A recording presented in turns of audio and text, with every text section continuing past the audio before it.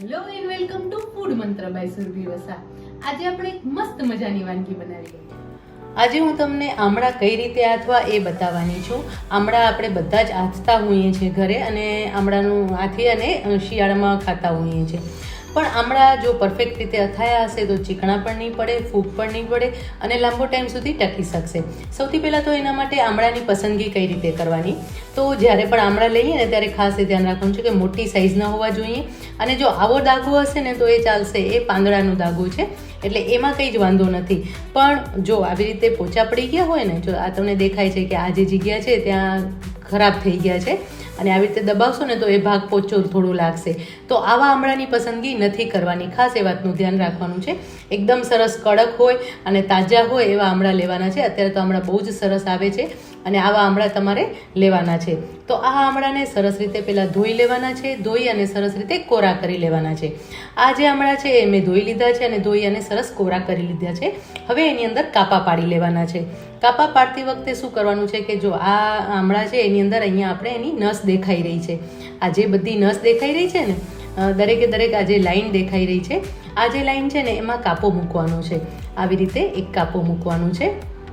આવી રીતે કાપો મૂકવાથી શું થશે કે જ્યારે મીઠા અને હળદરમાં એને આથીશું ને ત્યારે અંદર સુધી મીઠું અને હળદર ઉતરશે અને એના કારણે આમળાનો સ્વાદ બહુ સરસ આવશે અને આમળા સરસ રીતે અથાઈ પણ જશે અને એકદમ સરસ રીતે છૂટા પણ પડી જશે, એટલે તમે એને લાંબો ટાઈમ સુધી રાખી પણ શકશો.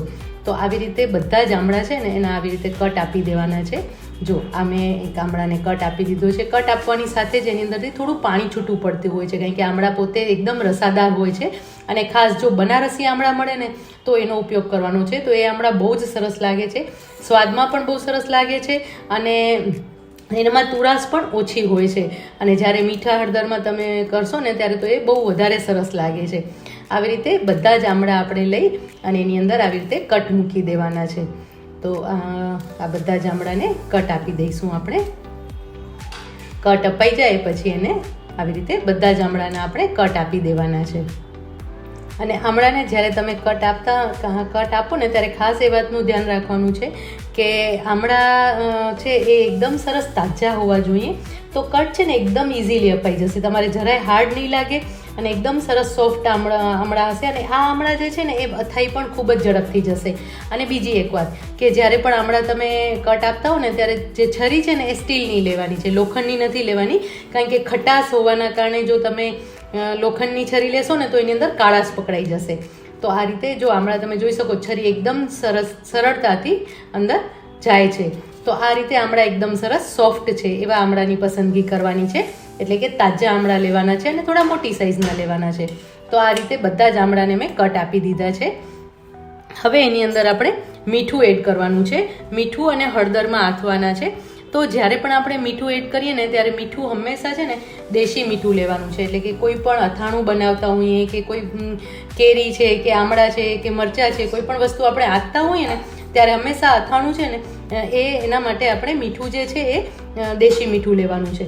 તો અત્યારે હું આ દેશી મીઠું લઈ રહી છું. 2 ચમચી જેટલું દેશી મીઠું લઈશ. પહેલાં આવી રીતે ફેલાવી દેવાનું છે. આપણે મીઠું અને હળદરમાં જ આમળા આથવાના છે, એટલા માટે મીઠુંનું પ્રમાણ થોડું વધારે લેવાનું છે. અને હવે એની અંદર 1/4 ચમચી જેટલી હળદર એડ કરી દઈશું. આવી રીતે હળદર ઉમેરી દેવાની છે.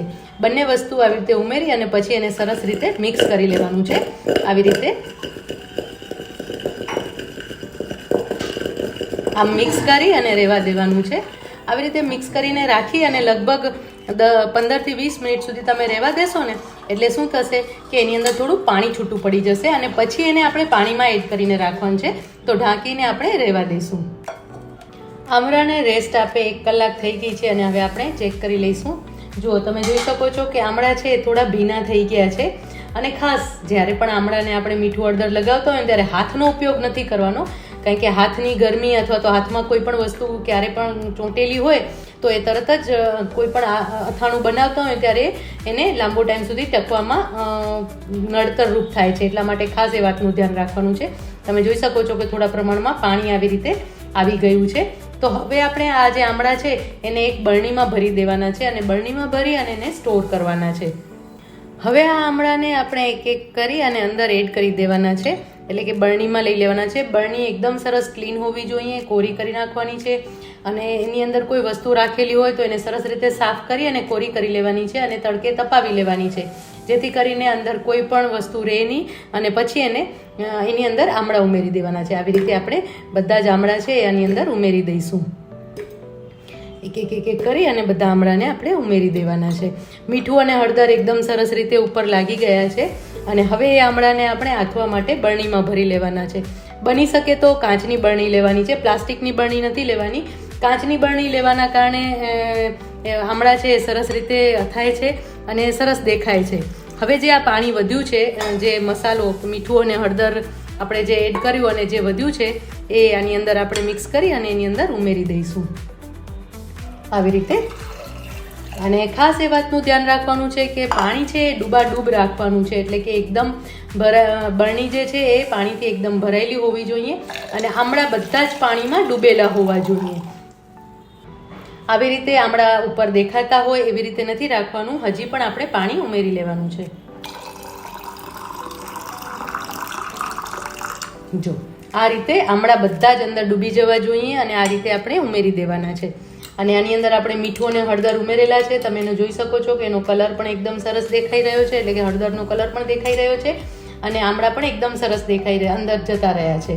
તો આ રીતે આપણે મીઠું અને હળદરના પાણીમાં આપણે આમળાને આથવાના છે. જનરલી આપણે કેવું કરીએ કે આમળા આથતા હોઈએ ત્યારે આમળાના કાપા લઈ અને એને બરણીમાં ભરીએ ને એની અંદર મીઠું અને હળદર એડ કરી દઈએ અને પછી ઉપરથી પાણી એડ કરી દઈએ. તો આવી રીતે ઘણી વખત ચિકાસ થઈ જતી હોય છે.